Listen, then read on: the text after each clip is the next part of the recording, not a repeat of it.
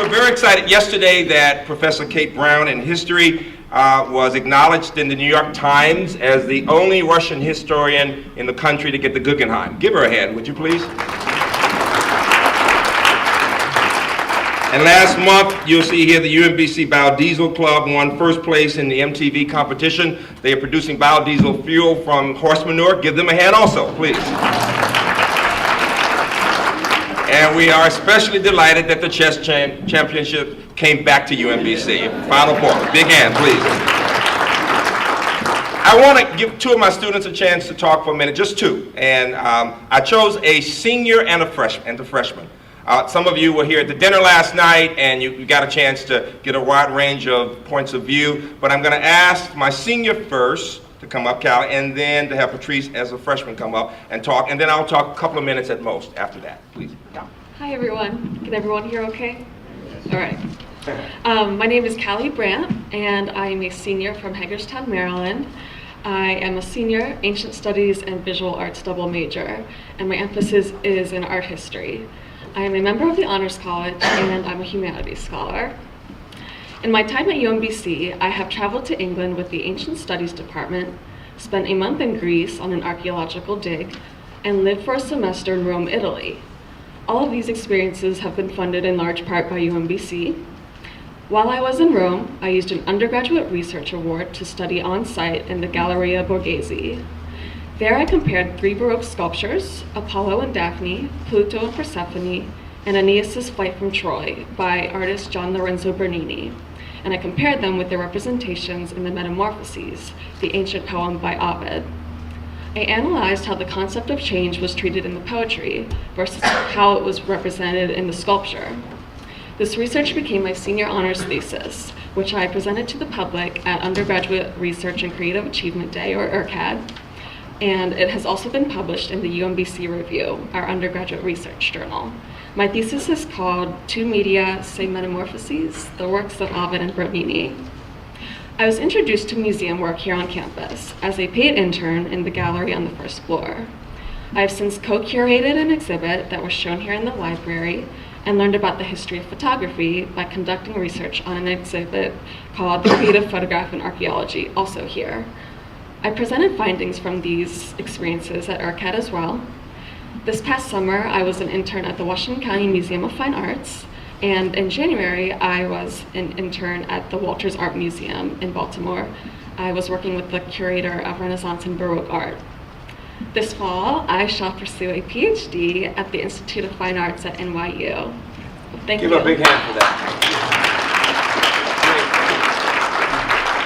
She just got her acceptance, so she's very happy and funny. We're very happy for her. Good morning, my name is Patrice Stark. I'm a freshman biochemistry major and Spanish minor here at UMBC. I'm originally from New Orleans, and I moved to Maryland in 2005 after Hurricane Katrina. I've done research here on campus in my senior year in high school, and I work in the lab of Dr. Michael Summers. Currently, we work to study how retroviruses selectively package their genomes. So we work on retroviruses like HIV-1, the Maloney Marine Leukemia virus, and the feline immune deficiency virus. My research includes using a technique called isothermal titration calorimetry to measure how one of the specific proteins needed to package the genome binds to the viral RNA so that it can bud. And I'll be presenting my research next month, at the Mid-Atlantic Symposium here at UMBC. When I graduate, I plan on going to get a PhD in biochemistry.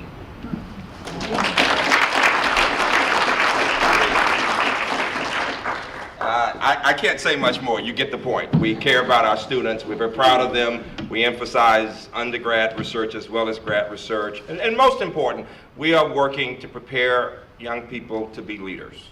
We can all take great pride in that.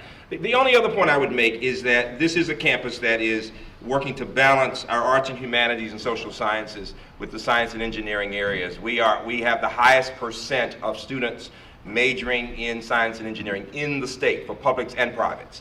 45% of our bachelors are in science and engineering. To put that in perspective, Hopkins is at 30%. The Naval Academy is the only place with a high percent. They're at 56%. The important point for the Regents is that these programs are expensive, but we are also very concerned about the development of the arts, the humanities, the social sciences.